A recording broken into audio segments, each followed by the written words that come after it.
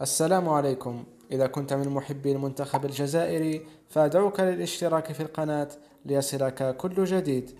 Pas là pour rigoler, pas de fatigue, je le répète, pour ceux qui pensent, on n'est pas fatigué. Demain, on va courir. On a envie de rentrer dans l'histoire. Pour le Maroc, pour l'Afrique, pour le Maghreb aussi, pour nos frères aussi, Algériens, Tunisiens. بعد المفاجأة والتأهل التاريخي للمنتخب المغربي في مونديال قطر، وهذا بعد فوزه على منتخب البرتغال بهدف دون رد، ليصبح أول منتخب عربي وإفريقي يصل إلى الدور نصف النهائي في كأس العالم.